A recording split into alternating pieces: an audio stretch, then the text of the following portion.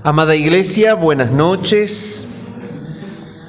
Les invito en esta noche a abrir la palabra del Señor en el libro de Proverbios, el capítulo 3.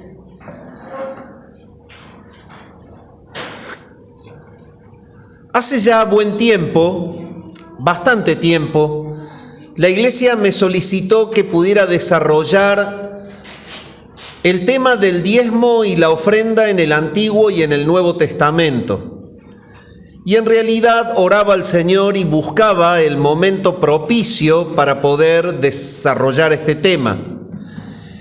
Y creo que ha llegado el tiempo apropiado para que podamos hablar de este tema después de haber desarrollado otros temas y otras series. Voy a dedicar 2 sermones, el de este domingo y el del domingo que viene, para explicar qué muestra la palabra de Dios sobre el tema de diezmos y ofrendas en el Antiguo Testamento y en el Nuevo Testamento. Este fin de semana va a estar, dedicado a lo que es el diezmo y la ofrenda en el Antiguo Testamento, en el Antiguo Pacto, y el fin de semana que viene voy a desarrollar el mismo tema, pero en el Nuevo Testamento. Leemos entonces Proverbios capítulo 3, versículos 9 y 10. Este va a ser el texto lema o base de los 2 sermones. Dice así la palabra del Señor: honra a Jehová con tus bienes y con las primicias de todos tus frutos, y serán llenos tus graneros con abundancia, y tus lagares rebosarán de mosto. Oramos al Señor y seguimos. Padre, te queremos dar gracias en esta noche, porque Señor, estamos abriendo tu palabra, tú has dejado tu palabra, y en ella está contenida tu voluntad. Señor, te queremos dar tantas gracias porque no hay temas que ella no pueda tratar en relación a nuestra vida espiritual, a nuestra adoración, a nuestra relación contigo. Y estamos introduciéndonos en un tema vital como es la ofrenda como una manera, una forma de adoración. Y te clamamos que tú, Señor, estés guiándonos, que con tu Santo Espíritu estés iluminándonos para comprender tu palabra, sensibilizando nuestro corazón para entenderla, y Señor amado, que al aplicarla podamos darte gloria. Guía, Señor, este tiempo, y que sea para la gloria tuya lo que tu palabra nos muestre. Te rogamos por los hermanos que no han llegado, que están viniendo o que han tenido inconveniente para llegar, que tú, Señor, les asistas en tu gracia. Oramos al Padre en el nombre de Jesús. Amén. Bien, el sermón de hoy se titula Ofrendando con piedad. Está compuesto por una introducción. Gracias por el té, hijo. El punto número 2 es cuál es nuestro sentimiento frente al dinero.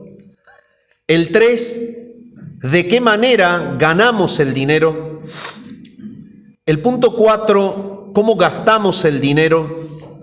Y el punto 5, cómo damos el dinero. Comenzamos con la introducción. Esta noche vamos a abordar entonces el tema de la piedad en la manera de ofrendar. Y estaremos involucrados en entender qué enseña el Señor con el tema del dinero. Y el vínculo con el dinero en nuestra vida es en sí un termómetro, como un barómetro, un termómetro, un indicador de nuestra verdadera espiritualidad. Porque la manera en la que usamos el dinero es una manifestación de la administración cristiana en nuestra vida. Más que cualquier otra cosa, el dinero está permanentemente en nuestras manos. Querramos aceptarlo o no, constantemente estamos usando el dinero. Nosotros habitualmente pagamos recibos, firmamos cheques, recibimos cheques, ahorramos en cuentas bancarias en la medida en que podemos. Debemos habitualmente manejar el dinero. Y el manejo del dinero es algo constante en nuestras vidas. La administración del dinero es un área sumamente delicada en la vida de todo creyente. Y la palabra de Dios contiene mucho consejo referido a esto. Y es por eso que hoy vamos a ver la manera piadosa de ofrendar como un plan establecido por Dios para su gloria. Vamos a ver la ofrenda en el Antiguo Testamento en este fin de semana y el próximo veremos lo que la palabra enseña en el Nuevo Pacto. Y vamos a descubrir al estudiar que en ambos pactos la manera piadosa de ofrendar es la misma, tanto en la antigüedad como ahora. Como cristianos, permanentemente enfrentamos muchas decisiones con respecto al dinero, pero todas las decisiones que enfrentamos con respecto al manejo del dinero las podemos agrupar en estas 4 verdades. La primera, ¿cómo nos sentimos nosotros frente al dinero? La segunda es cómo ganamos el dinero. La tercera, cómo lo gastamos. Y la cuarta es cómo damos el dinero. La administración total de nuestro dinero está incluida en estas 4 verdades. Entonces, abordemos el punto 2. ¿Cuál es nuestro sentimiento frente al dinero? ¿Qué enseña la Biblia con respecto a eso? La Biblia dice mucho acerca de lo que nosotros debemos sentir en relación al dinero. En primer lugar, dice en 1 Timoteo 6, versículo 10, que no debemos amarlo. La palabra dice, raíz de todos los males es el amor al dinero. No debemos amar el dinero. Eso no es algo fácil porque nos rodea todo el tiempo, nos involucra todo el tiempo. Pero el Señor nos enseña que no debemos amarlo porque eso trae todos los demás males. Otra cosa que la Biblia dice con respecto a cómo nos sentimos acerca del dinero es que no debemos confiar en el dinero. La palabra nos dice en 1 Timoteo 6:17, a los ricos de este siglo manda que no confíen en las riquezas. Entonces, confiar en el dinero es una forma de idolatría. En San Mateo capítulo 6 y versículo 24 dice, no podéis servir a 2 amos. No puedes servir al Dios verdadero y al dinero. Vas a servir a uno y vas a aborrecer al otro. Vas a aborrecer a uno y vas a amar al otro. Este corazón dividido no sirve. Esa es la razón por la que cuando la Escritura presenta los requisitos para que alguien pueda ser un pastor, un anciano, dice, no puede ser un hombre que es avaro, porque no podrá servir a Dios si lo es. No solo eso, sino que la Biblia nos dice que no debemos buscar ser ricos. Debemos buscar honrar a Dios.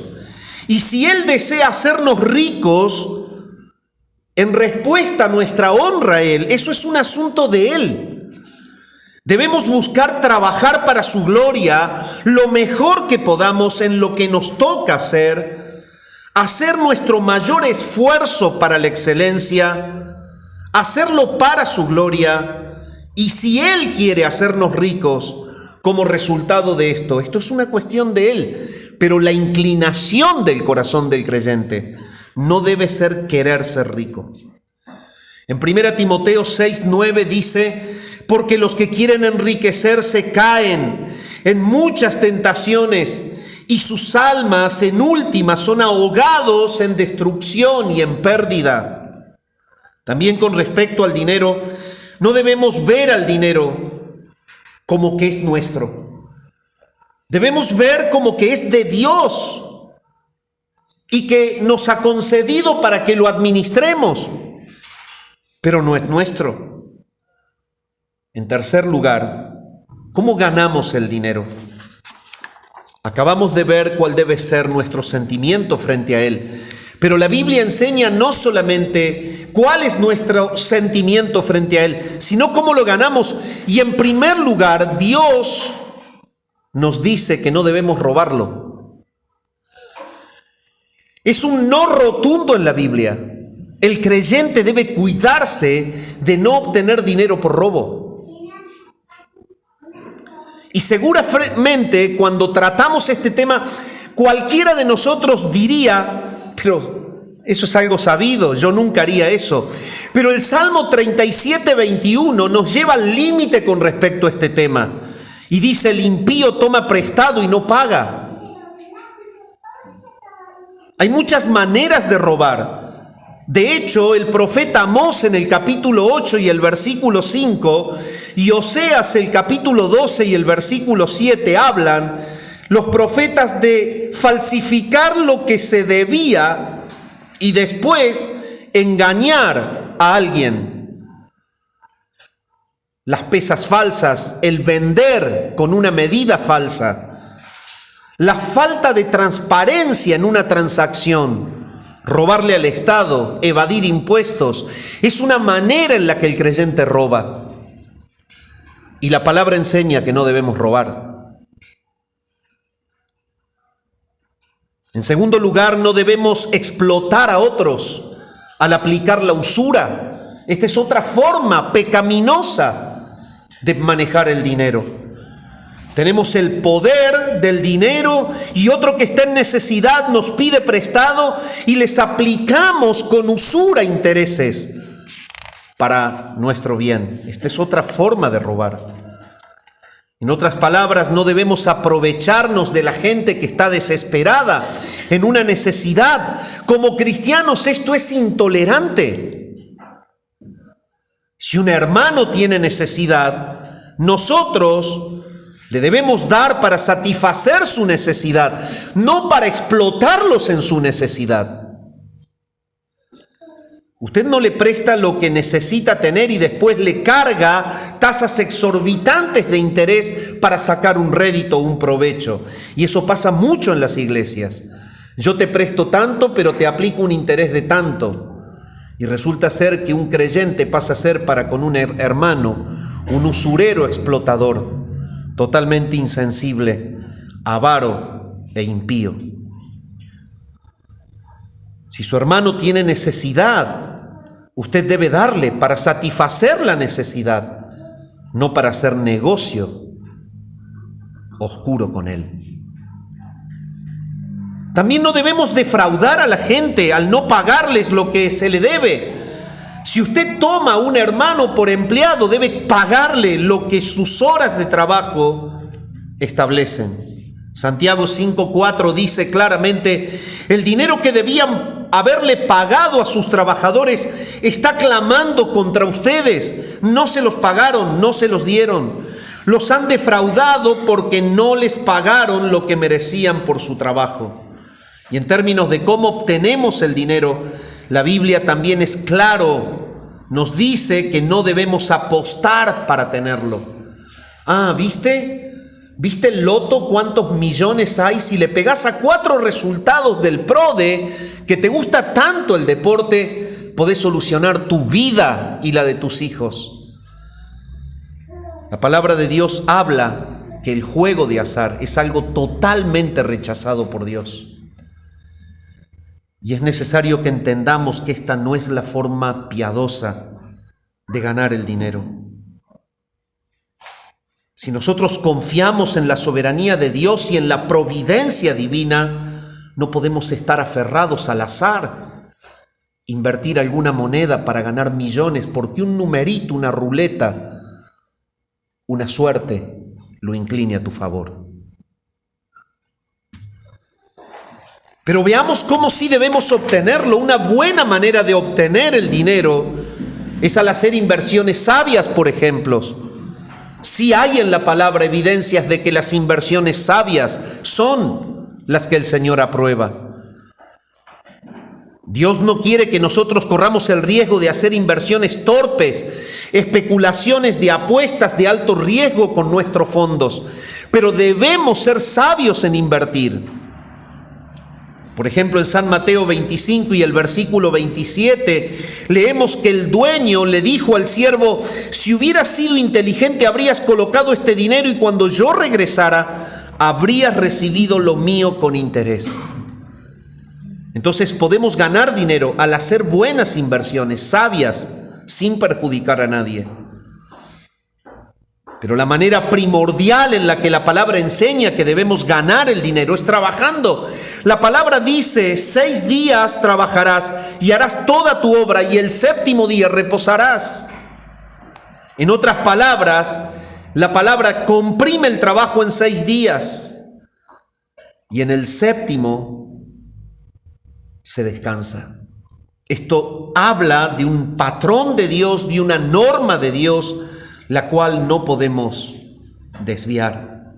El trabajo es un principio divino, maravilloso.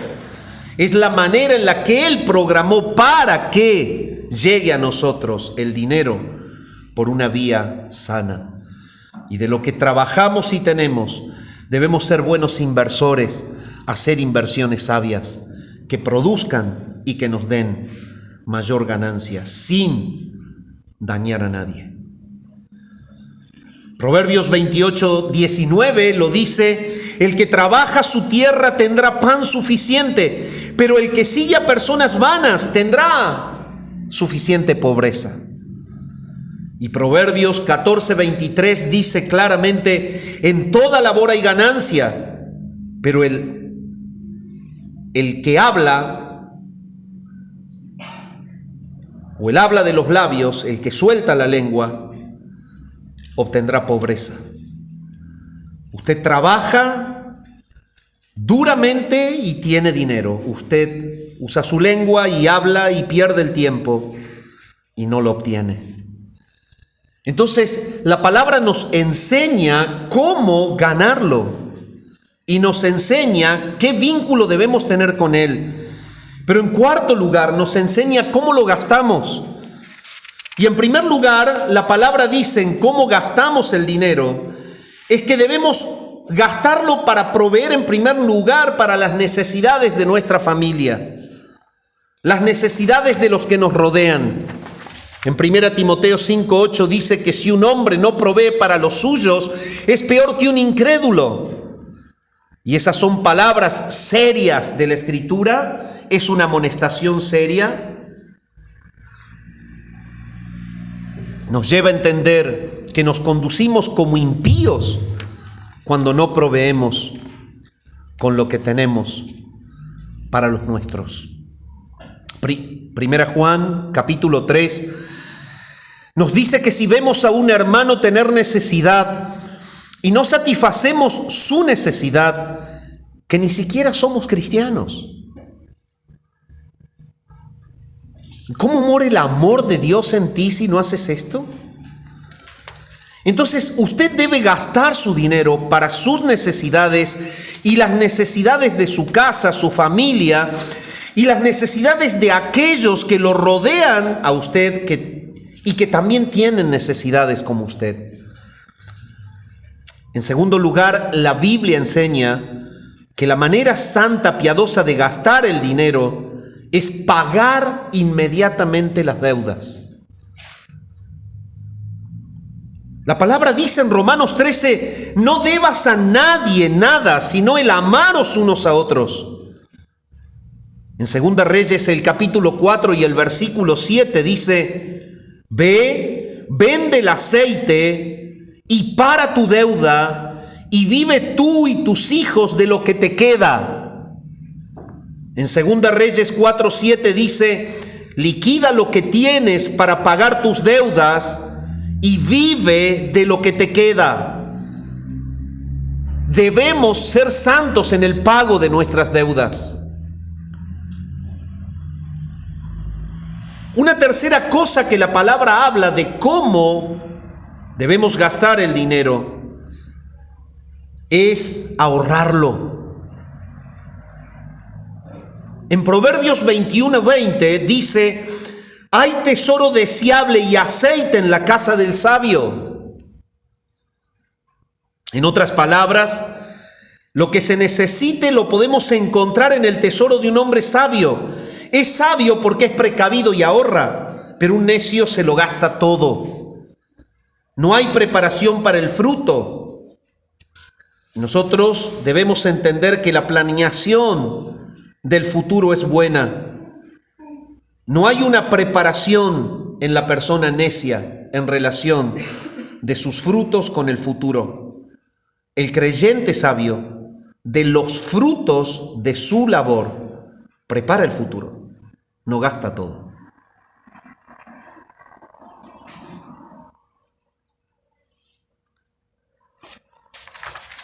Esto es bíblico y es razonable y lo debemos entender. Quizás la planeación futura está en inversiones a largo plazo, quizá está en un seguro de vida en donde usted está apartando en alguna caja de ahorro una cierta cantidad de dinero para asegurar cierta cantidad en el futuro, lo cual puede cubrir las necesidades de la familia en un día cuando quizás no tenga el dinero suficiente para suplir esa necesidad. Y esto es una forma sabia de enfrentar el futuro. Debemos ser ahorrativos. Por lo tanto, la manera en la que manejamos el dinero, en un sentido, muestra nuestro cristianismo. Y es lo que Juan quiso decir cuando él dijo en 1 Juan capítulo 3, cuando ves a tu hermano tener necesidad y no le das lo que necesita, ¿cómo mora el amor de Dios en ti? O sea, Juan está vinculando el hecho de que esté Cristo presente y su amor en la manera en que te vinculas con tu dinero en la necesidad de un hermano, sí, tal cual como lo dice. No dice otra cosa más que esta. Entonces hay un termómetro que exterioriza nuestra verdadera relación con Cristo.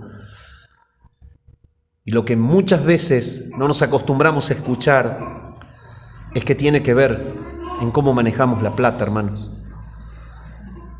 El problema no está en tenerla. El problema está en amarla. El verdadero Hijo de Dios la sabe manejar para la gloria de Dios, porque a la larga era de Él y Él te la concedió. Si la tenés, por algo la tenés. Algunos meses poquito, otras veces mucho, algunas veces no te das ni cuenta cómo hiciste para tener tanto, otras veces te falta un montón. Dios está allí. Pero ¿qué haces con lo que Él te da? Eso habla de quién sos. En quinto lugar, ¿cómo damos el dinero? Para comprender esta verdad, debemos entenderlo como que es el ministerio del Espíritu Santo en nuestras vidas conforme Él nos guía. Esto es lo que marca la manera en la que damos el dinero. Es un ministerio del Espíritu Santo en nuestras vidas, guiándonos a dar. Muchas personas viven y dicen que la solución para todo es simplemente aceptar el patrón bíblico, el cual es del 10%, y entramos al vasto tema del diezmo. ¿Qué es el estándar bíblico para ofrecer el diezmo? El 10%.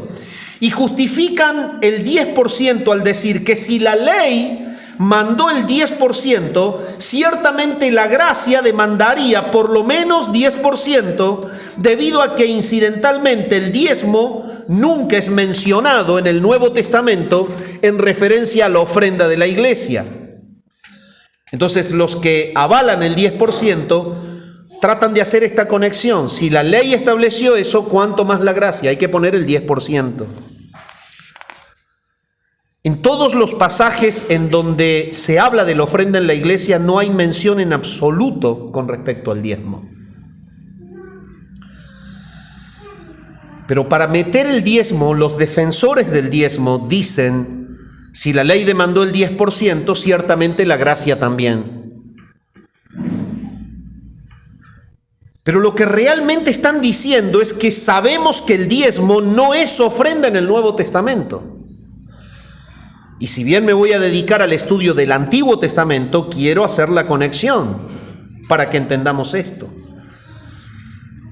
Pero, ¿por qué hacen esto? Porque si no pelean por una base mínima del 10%, piensan ellos que no van a tener los suficientes fondos para poder operar en la iglesia.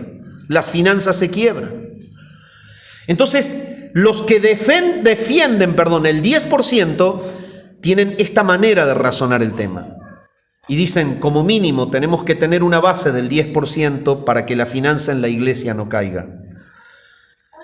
Y esto ha sido la motivación por muchos años. El 10% en cierta manera mantiene el dinero mínimo necesario circulando. Pero ¿sabe lo que está mal con el 10%? En primer lugar, no es bíblico. Y es dar por una razón equivocada. Es dar para cumplir con una obligación mínima, en lugar de una respuesta a un corazón amoroso, dispuesto, verdadero y guiado por el Espíritu. El segundo problema que hay con el diezmo es que estorba lo que usted puede llegar a hacer. Porque el 10% lo hace pensar que ya está todo cumplido y hasta ahí se llega y eso es suficiente. Entonces se acabó. Yo pongo el 10%.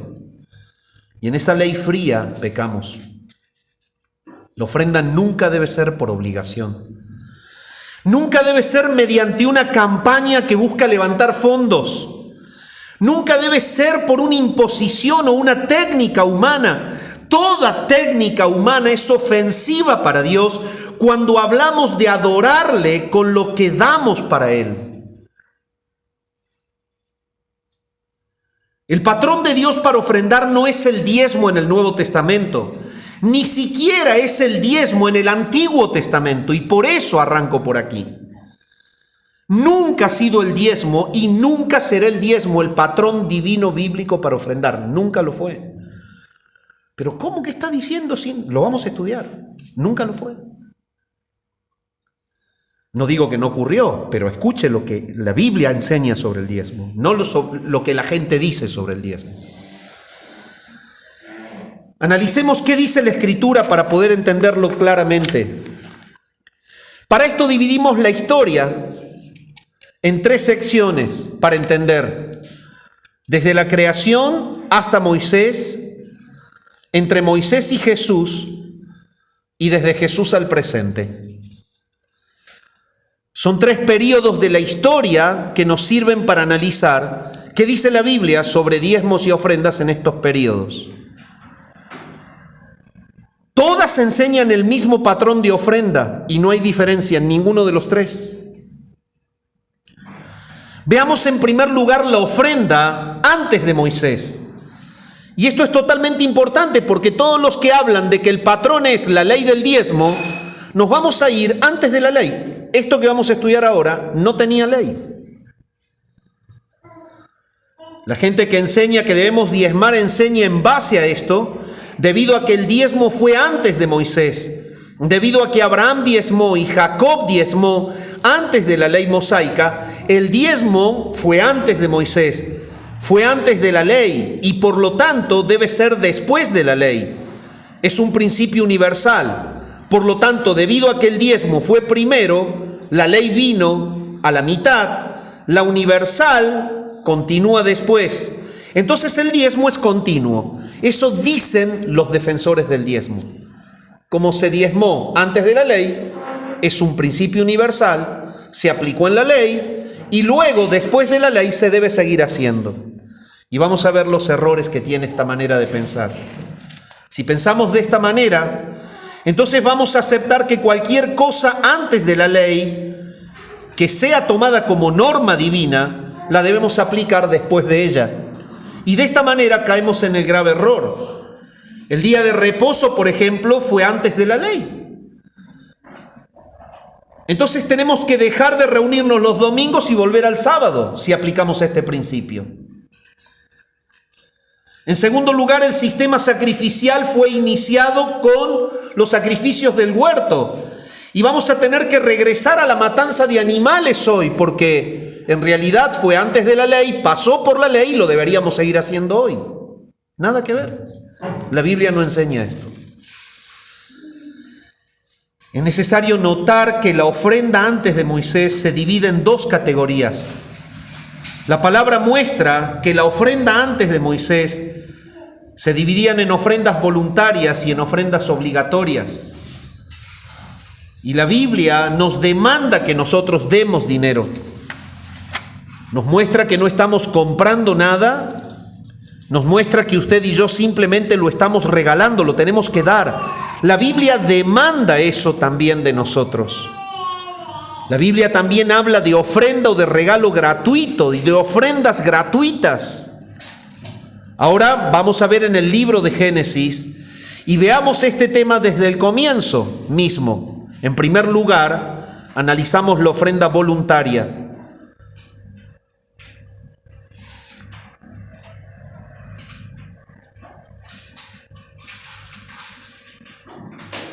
El término diezmo aparece en el Antiguo Testamento, en el libro de Génesis. Algunos han pensado que debido a que aparece en Génesis se convierte en el estándar desde el comienzo. Pero en el plan universal de Dios es diezmar incidentalmente. La palabra hebrea es maser, la cual se traduce diezmo y significa una décima parte. Es lo que significa en Génesis. Lo mismo que el griego decato, el décimo, la décima parte. Ese es el término. Y esto es lo único que significa. Simplemente significa un décimo.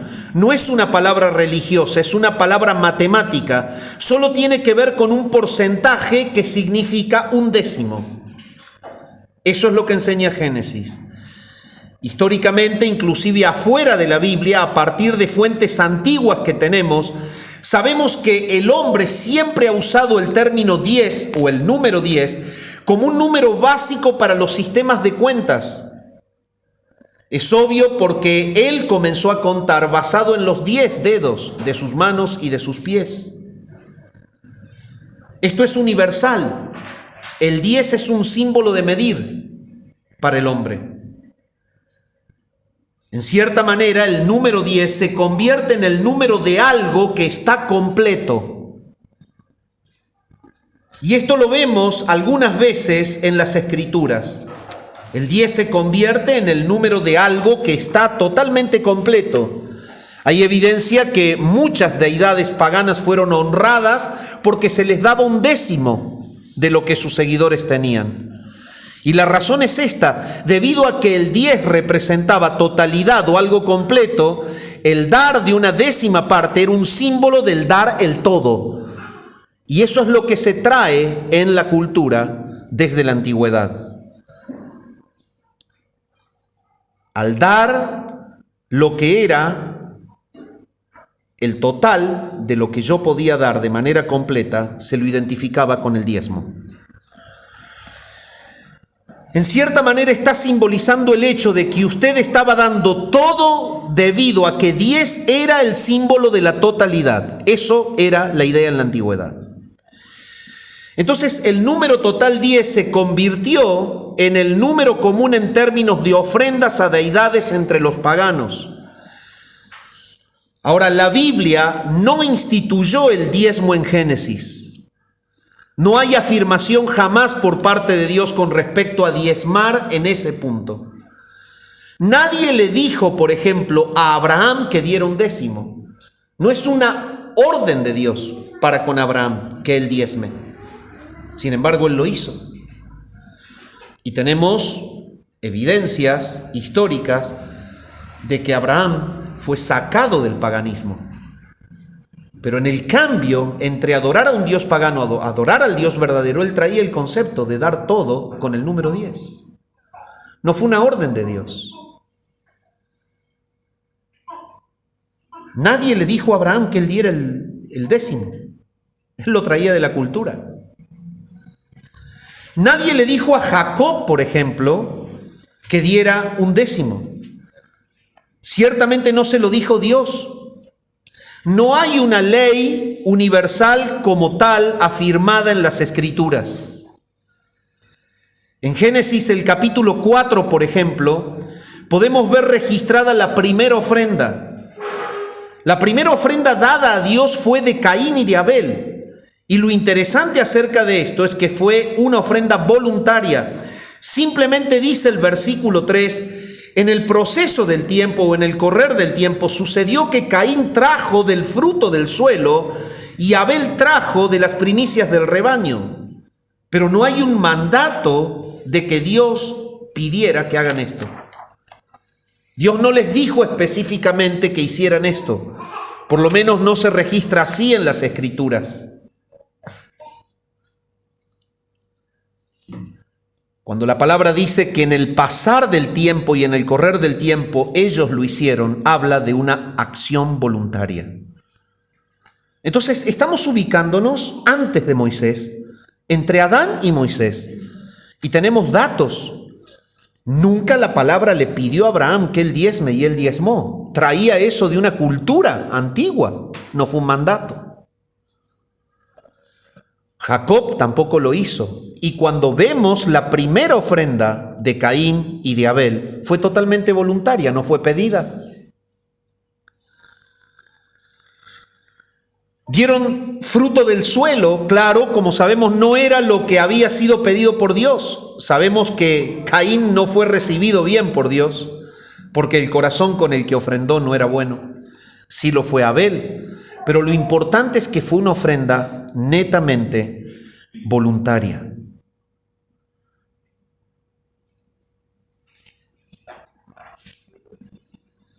No había una ley, por ejemplo, que determinara que Abel debía sacrificar un animal, y sin embargo él lo hizo. Dios no había mandado esto. Él lo había mostrado, pero no había mandado que la ofrenda sea el sacrificio de un animal. Fueron motivados ambos por su propia iniciativa. No hubo una demanda, no hubo cantidad, no hubo una estipulación, no hubo una frecuencia que se le impuso para que tengan tal actitud. Fue totalmente voluntario. Más adelante en el capítulo 8 podemos observar la enseñanza bíblica con respecto a Noé. El diluvio pasa, capítulo 8, y Noé inmediatamente sale a presentar un sacrificio o para presentar una ofrenda a Dios. Dios no le pidió eso.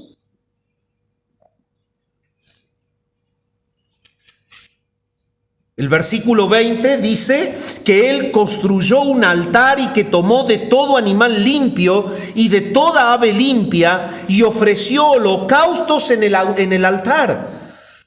Eran animales muertos delante de la presencia de Dios antes de la ley. ¿Y quién mueve esto?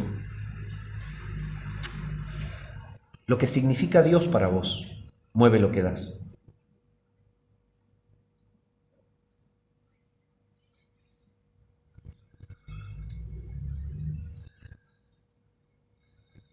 Hay aquí una ofrenda a Dios y de nuevo es completamente voluntaria. No hay un mandato, no hay una cantidad, no hay un porcentaje. Noé determinó eso en su propio corazón y fue algo espontáneo. Cuando seguimos avanzando en Génesis, llegamos al capítulo 12 y nos encontramos con Abraham. Y descubrimos maravillosamente el llamado de Dios a Abraham para que él sea líder de una nación. Y en respuesta a eso, en el versículo 7, él edifica un altar al Señor. Y al ofrecer al Señor, ahí de nuevo no hay mandato, no hay estipulación, no hay demanda. Únicamente la voluntad de Abraham en respuesta a la promesa maravillosa de Dios, conforme él le dice, gracias a Dios a manera de una ofrenda. Él le dice, yo te voy a agradecer, pero ¿y cómo te agradezco? Te doy. No le pidió, pero él se lo da. Pero él se lo da en función a una relación. ¿Qué significa Dios para Abraham? Eso determina su ofrenda. En el versículo 18 del 13, él lo hace de nuevo. Génesis 13, 18. Él le edificó otro altar al Señor en Hebrón. Y entonces vemos el patrón bíblico de la ofrenda antes de Moisés, el diezmo nunca fue ordenado, y los que obraron con diezmo antes de Moisés lo traían de la cultura pagana, pero lo aplicaban en su relación con el Dios vivo y verdadero. Porque en la antigüedad el 10 era el número completo, la base de un sistema de conteo que hablaba de plenitud. Y el dar en 10 o décima parte era la manera representativa de dar todo lo que yo puedo dar. Pero nunca fue ordenado.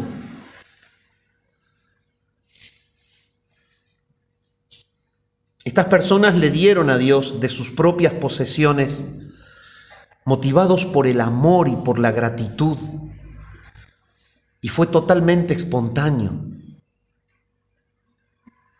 Y este es el patrón de la ofrenda voluntaria en la Biblia. En Génesis 14:20 se encuentra la primera mención del diezmo. Abraham en este tiempo acababa de regresar de pelear con los reyes. Él volvía de la matanza de Kedorlaomer y de los reyes. Y en el versículo 17, en el valle de Sidín dice, y él había sido victorioso y él había llevado una cantidad tremenda de botín extraído de los pueblos de esos reyes que él había subyugado, que había derrotado. Eran tesoros de estos reyes que él había conquistado. Y al regresar, cuenta la palabra, que él se encuentra con el rey de Salem. Este era Melquisedec, del cual habla Hebreos. Y era rey de Salem, la futura ciudad de Jerusalén. No solamente era rey, sino que dice la palabra que él era sacerdote. Y con él se encuentra Abraham. El rey de Salem era un hombre justamente sacerdote y rey que figuraba al futuro Cristo, y se encuentra con él Abraham, y él le da diezmos de todo lo que había obtenido. Nadie se lo había pedido.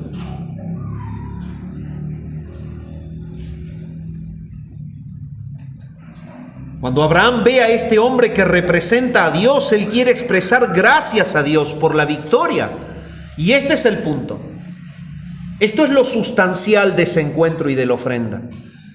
Abraham ve el sacerdocio y el reinado de este Melquisedec, rey de Salem, como la presencia de Dios allí. Y él quiere gratificar el triunfo y le da los diezmos del botín. Estaba requerido por Dios, ordenado. ¿Había una ley que lo regía, un patrón que lo exigía? No. La percepción de Abraham frente a Melquisedec es lo que lo hace dar todo.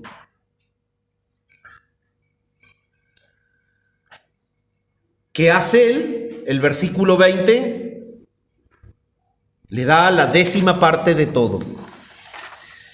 Y la palabra no dice que Dios le pidiera que hiciera esto.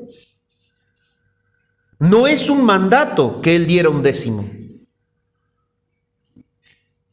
Esto es muy importante saberlo. Él no necesariamente dio la décima parte de todo lo que él poseía, porque por lógica, haber derrotado a 5 reyes y traer un botín de 5 reyes era muy grande. Pero él dio un décimo de algo de lo que él tomó de esa batalla. Y el concepto del décimo no es esa cantidad de metal que le pudo dar, sino que le dio lo mejor. Era el simbolismo de darlo todo.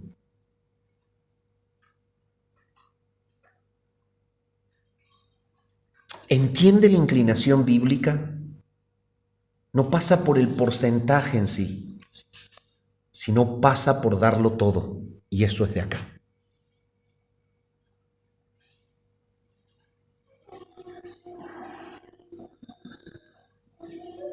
En los 160 años de la vida de Abraham, Nunca vimos que él diera de esta manera, fuera de lo que hizo allí con Melquisedec. No fue un décimo de su ingreso, no fue un décimo anual, fue simplemente algo que escogió hacer cuando se encontró con ese hombre que le representó la presencia de Dios. No era una orden impuesta por Dios, fue una ofrenda voluntaria, con un símbolo: doy todo lo que mi corazón te quiere dar. Ese fue el diezmo de Abraham. En Hebreos 7:2 dice que él le dio un décimo del botín, y la palabra griega es acrotina allí, para referirse a ese décimo. La palabra acrón está allí significando el pináculo o lo de arriba.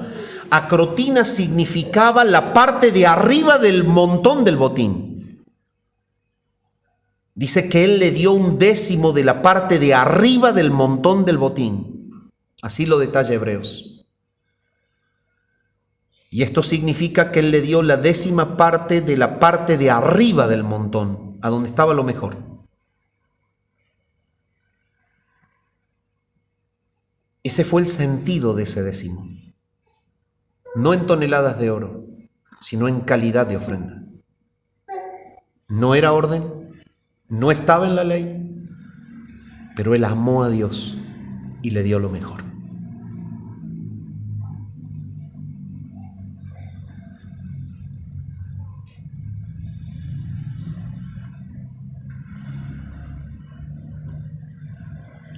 Eso fue la décima parte de lo mejor que él tenía, y no una décima parte de todo. Si él tomó botín de los 5 reyes y de sus reinos, un décimo de todo habría sido mucho para que un sacerdote lo recibiera. Quizás únicamente le dio la décima parte de la parte de arriba, acrotina, lo mejor de lo mejor. El punto es que fue algo único, sucedió una sola vez en su vida y no hay registro de que él lo volviera a hacer.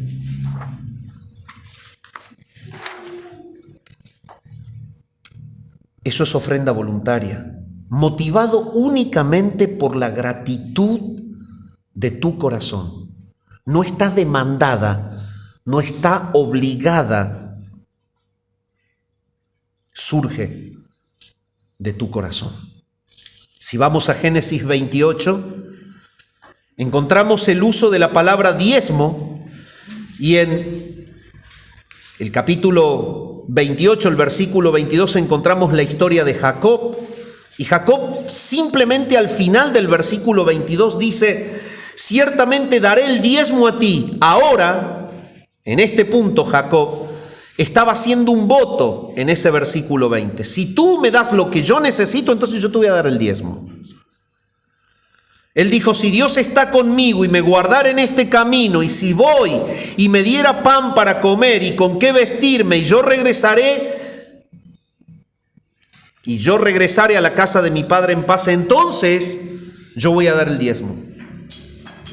En otras palabras, él le dijo: Dios, si tú haces esto, tú sabes, yo me voy a postrar ante ti. Y esto es realmente vergonzoso lo que hace Jacob. Él negocia con Dios. Jacob estaba espiritualmente en un punto de decadencia, caído, y fue triste lo que él hace con Dios. Estaba tratando de chantajear a Dios: si vos me das, entonces yo te doy. Si tú me das un viaje seguro y ropa y pan, yo voy a dejar que seas mi Dios. Esto es lo que le dijo Jacob. Y esto es lo que mucha gente hace hoy.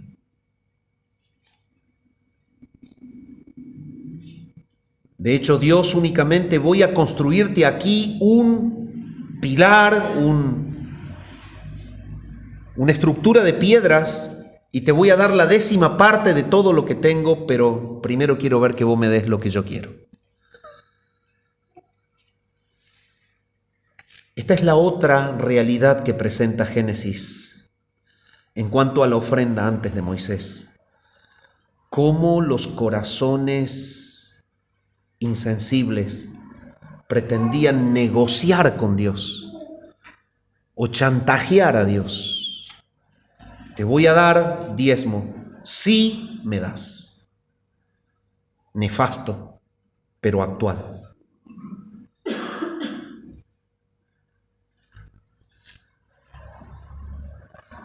Cuando llegamos al punto en el que Él está chantajeando a Dios, debemos darnos cuenta que esto es una caída espiritual.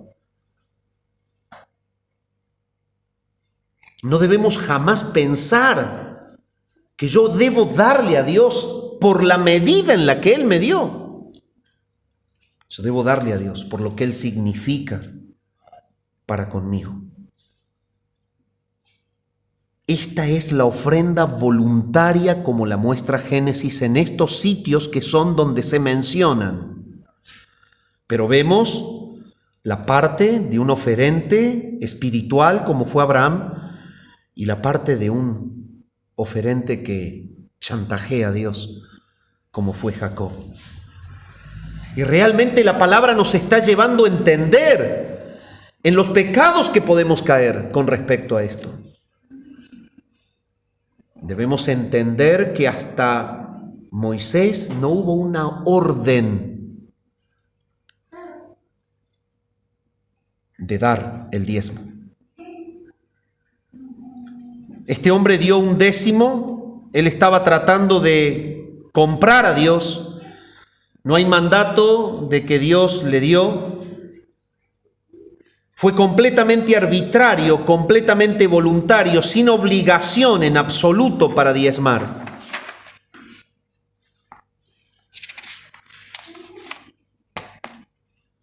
Siguiendo la historia de Génesis desde Caín hasta Abel, hasta la ofrenda de Jacob, en todos los casos fueron ofrendas voluntarias y nunca exigidas.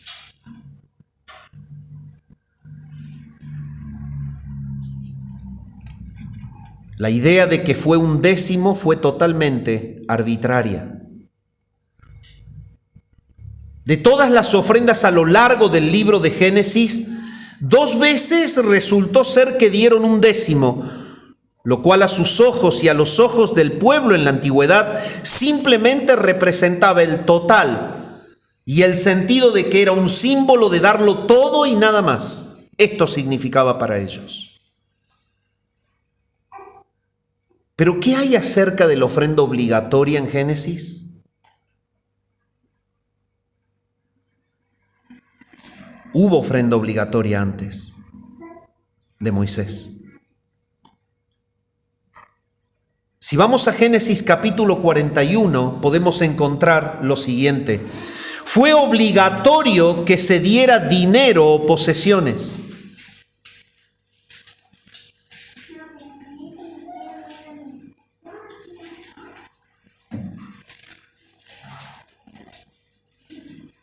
En la mayoría de los casos en Génesis no habían dado dinero, solamente había intercambio, no dinero.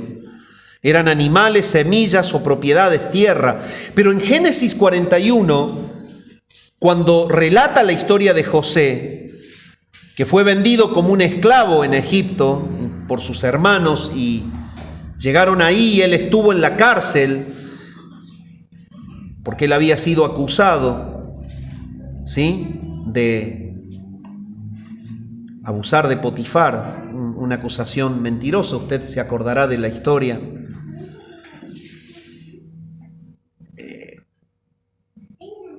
Cuando él cae en la cárcel, el Señor lo premia y cuando sale, él es constituido segundo señor del reino. Y Faraón le entrega todo lo que es la finanza de Egipto en su mano. ¿Está bien? Y él sueña un sueño. Y en ese sueño habla de que había 7 años de cultivos fructíferos y 7 años de hambre. Entonces José dijo, más vale que te prepares para el hambre. Y aquí está como él sugirió la manera de prepararse a Faraón. La manera de prepararse para los tiempos de hambre es que él cobrara el 20% de lo que toda familia de la población cosechaba. Y ese es el inicio en los registros históricos de lo que es el impuesto, para poder fortalecer las arcas de la nación. Y este 20% es lo que se comenzó a cobrar, y esto era una ofrenda obligatoria. Se debía dar el 20% de todo lo que se producía. Y de esta manera se iba a estabilizar la economía de la nación para los tiempos de hambre en Egipto. Y esto sí fue introducido por Dios. Dios le pidió que él haga esto, y él lo hizo. Y esta es la primera vez que se encuentra justamente el concepto de un impuesto en una entidad nacional. Y es el 20%, no más. Hay países que lo aplican hasta el día de hoy. Tristemente el nuestro, en un abuso al trabajador, lo duplica y hasta cerca de lo triplica.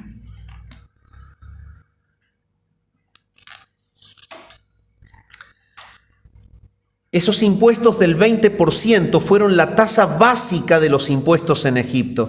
Y fue el plan de Dios expresado a través de José. Cuando ellos recolectaron el 20% a lo largo de los años de abundancia, que les proveerían el alimento necesario para los años de carencia, entonces ese impuesto fue instituido en ese punto, y esa fue la tasa, y eso fue obligatorio. En Génesis 47, el versículo 24 dice: sucederá en la cosecha que darás la quinta parte a Faraón. 4 partes serán para ti, para semilla, para el campo, para tu alimento, para los de tu casa y para tus pequeños. Pero una parte será para el Estado. Y esta era una orden de Dios. La quinta parte regresaría al gobierno. Y la ofrenda o el dar de manera obligatoria en el Antiguo Testamento fue el 20% y fue instituido en Egipto y fue para solventar al gobierno nacional. La ofrenda voluntaria está dirigida también hacia el Señor, personalmente en una respuesta de amor y sacrificio. Era una orden y la debían cumplir los creyentes. Y esa ofrenda tenía que ser dada por familias cristianas y por creyentes también. La ofrenda demandada o la ofrenda obligatoria es dada a la entidad nacional para proveer las necesidades del pueblo, y esto es una ley divina.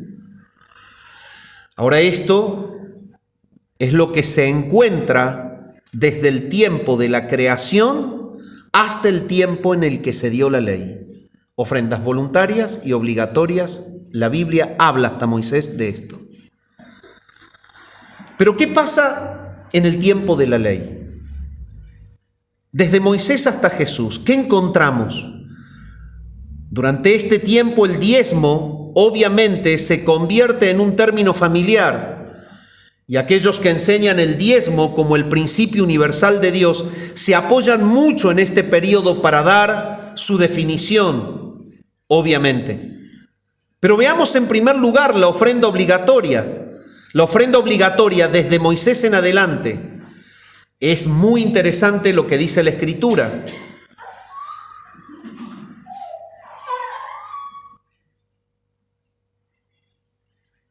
Levítico 27:30 nos muestra el punto de inicio para estudiar esto. Aquí la palabra habla del diezmo llamado el diezmo del Señor o el diezmo de los levitas. Y la razón por la que este diezmo estuvo ordenado era justamente y simplemente sostener a los sacerdotes. Era el diezmo para los levitas y fue una orden de Dios. Levítico 27:30. En Números 18:30 era recolectado para ser dado a los levitas. Y los levitas eran los sacerdotes, eran la tribu entera de los levitas que se iban a encargar de los oficios sacerdotales. Este impuesto del resto de las tribus era para proveer las necesidades de los levitas, que era una de las 12 tribus. O sea que las demás tribus tenían la imposición de poner por ellos. Este era el diezmo de los levitas. En el versículo 30 del mismo capítulo dice: todos los diezmos de la tierra, sea de la semilla de la tierra o del fruto del árbol, es del Señor. Es santo para el Señor, ni siquiera es tuyo. 10% de toda tu tierra y semillas y fruto es del Señor. También había la posibilidad de que si te querías quedar con el fruto, podía haber trueque. Un hombre podía redimir de ese fruto y podía dar o añadir el dinero correspondiente a ello, pero lo que no se podía hacer era redimir los animales. Los animales había que darlos y era obligatorio. Entonces, vemos desde Moisés a Jesús que el Señor le impuso al pueblo de Israel la contribución para sostener a los levitas y que era el 10%.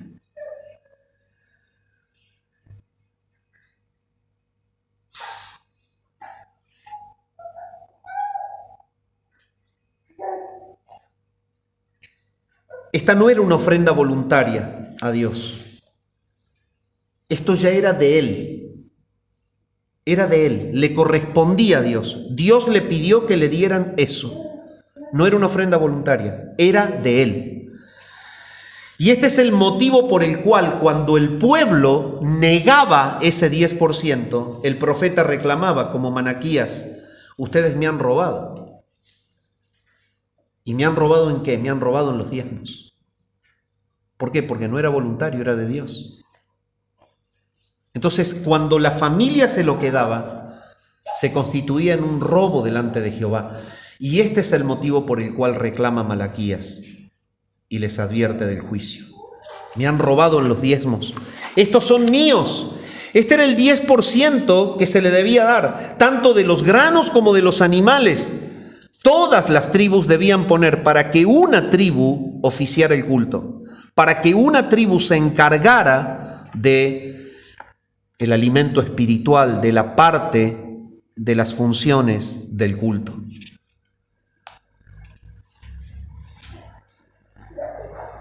Bueno, entonces nosotros podemos decir: este es el 10% y está todo bien. Pero si vamos a Deuteronomio 12, 16 y 17, volvemos a ver que hay otra demanda de otro diezmo, aparte de este.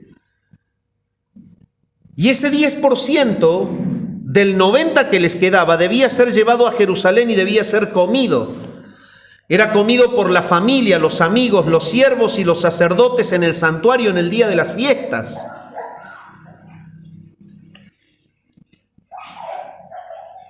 La idea de este diezmo era fomentar la devoción al Señor.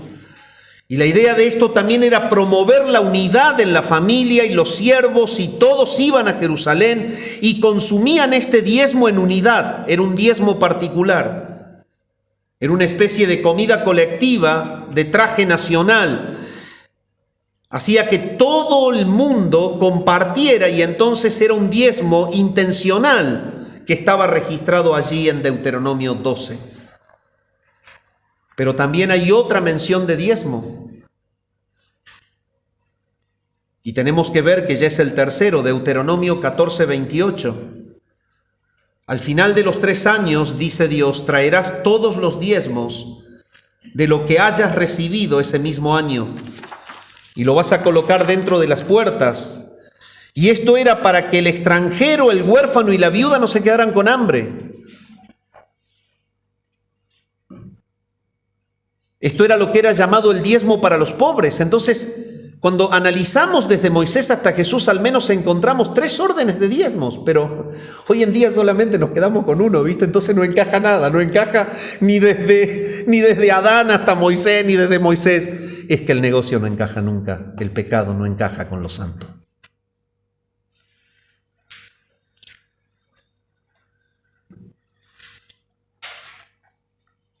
Entonces ya tenemos 3 diezmos: el de los levitas, el de las fiestas y el de los pobres. Entonces, cuando sacas el primer 10%, te queda el 90%, del 90% sacas el 10% y del 80% sacas el 10%. Y cuando sumás estos 3 diezmos, ya está el judío en un 23% de dar. Nunca fue el 10%. Nunca existió el diezmo, propiamente dicho, como lo queremos imponer hoy. El judío daba el 23% de su ganancia. Y para 3 funciones determinadas y en 3 distintos tiempos. Y este fue el diezmo en el Antiguo Testamento. Totalmente mal enseñado, mal aplicado hoy. Entonces, cuando alguien viene y dice que un judío daba el 10%, no es verdad. El judío daba al menos el 23%. Eso fue lo que impuso el Señor. Y esto lo impuso el Señor de manera nacional para un bienestar social. Fue el orden establecido por Dios para que el oficio del culto esté sostenido por 11 tribus hacia una, la de los levitas. Las fiestas estén totalmente en abundancia y alimentadas por todas las tribus que daban granos y que las comían en Jerusalén. Y no había pobre o viuda que se quedara con hambre, porque también estaba el diezmo para los pobres. Es la manera divina en la que el Señor ordenó el bienestar social en su pueblo santo.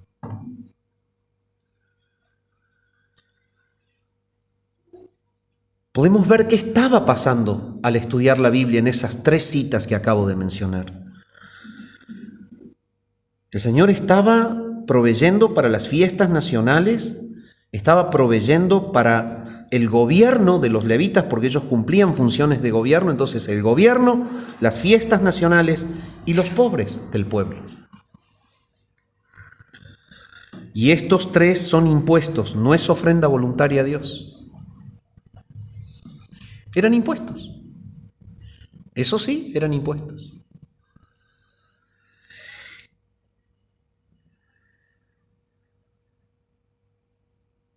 El diezmo siempre fue impuestos para que los programas del gobierno pudieran operar en Israel.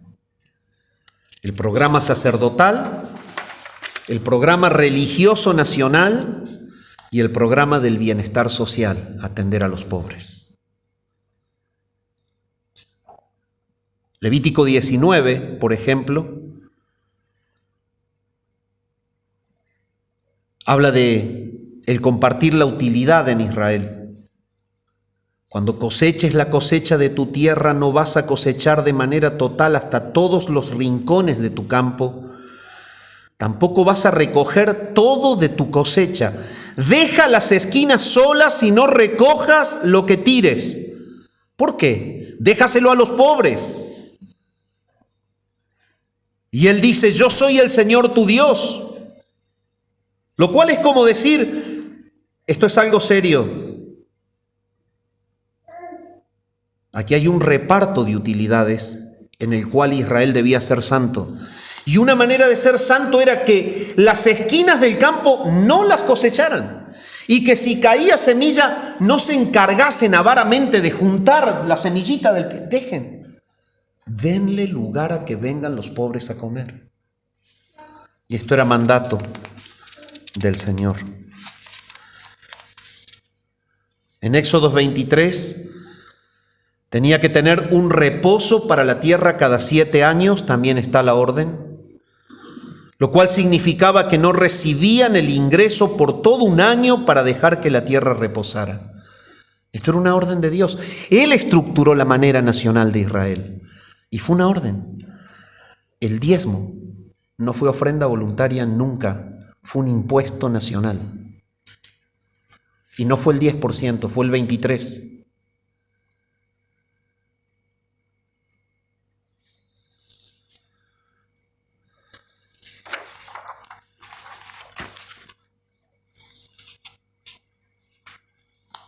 El énfasis aquí no está en la cantidad o el porcentaje, sino en la actitud del dador.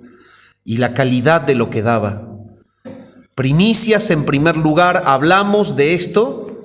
Las primicias son las que debían ser dadas a Dios. Ellos plantaban y después iban y tomaban la primera parte, la mejor parte, y se la daban. En Números 18:12 dice: lo mejor del aceite y el vino y el trigo, estas te las he dado a ti. Estas son primicias. Él podía tomar lo mejor que había en el campo e ir y darlo en el templo y dárselo a Dios. Eso es lo que debían hacer. Ese diezmo, en manera de ordenanza, debía ser satisfecho con lo mejor de cada uno. Pero era un impuesto que debía contener en sí la representación clara del vínculo con Dios. Y de ese impuesto se debía dar lo mejor. Entonces, hay mucho más para ver con respecto a lo que es desde Moisés hasta Jesús. Y lo voy a conectar en la gracia de Dios el domingo que viene. Es necesario que entendamos que se tergiversa tremendamente la cuestión de las ofrendas y el diezmo. Es necesario que entendamos que desde la antigüedad, desde Adán hasta Moisés, hubieron ofrendas voluntarias, no hubo una imposición de nada. Y que las ofrendas fueron regidas por el trabajo del Espíritu de Dios en el que ofrecía. La ofrenda voluntaria de Abel fue aceptada por el corazón, lo dice la palabra, con que él la dio. La ofrenda de Caín fue rechazada porque Dios rechazó ese corazón. La ofrenda de Abraham traía el estigma de lo que era una ofrenda de dioses paganos, el 10% que representaba darlo todo, pero él se lo da a Dios, él se ha convertido a Dios. Ahora él ama a Dios y él le da el diezmo, pero Dios no se lo obliga. Y cuando llegamos al tiempo de la ley, nos volvemos a encontrar con algo que totalmente se desconoce hoy, que el diezmo era un impuesto y no era una reacción voluntaria, era una imposición divina que tendía a ordenar la función de Israel en la parte religiosa, en la parte de las fiestas y en lo que era el proveer a los pobres. Pero lo que sí debemos entender es que lo que es ofrenda no es imposición, y lo que determina tu manera piadosa de dar es cuánto amas o no amas al Señor. Padre, te queremos dar gracias en esta noche, Señor, por tu palabra. Sabemos que el tema es extenso y hay mucho más por ver. Pero Señor, si hay algo que deseamos es que nuestras ofrendas muestren que te amamos y te adoramos, que son consecuencia del operar de tu Santo Espíritu en nosotros, y no de este trato frío como lo quiso tener Jacob, de tratar de negociar, yo te doy si tú me das, y si me das más, te doy más. Señor, tú no nos debes nada, nos has dado todo, y si no sabemos ofrendar, es porque no entendemos la profundidad de tu evangelio. Señor, te rogamos que nos enseñes en esta noche por tu palabra a adorarte dando de una manera piadosa. Oramos al Padre en el nombre de Jesús. Amén.